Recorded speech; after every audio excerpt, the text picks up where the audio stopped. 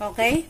Pag ganyan na, kumukulo na, lalagay na natin yung lalagay na natin tong pasta natin. Etong pasta ko, hindi ko masyadong niluto kasi lalagay natin siya dito. O, di ba? Half kilo lang to, guys. Napakadami. Half kilo lang siya.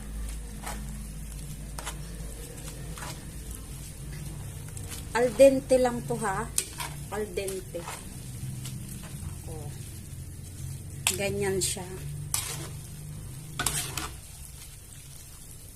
Half kilo lang po itong natin. Itong ating, anong tawag dyan?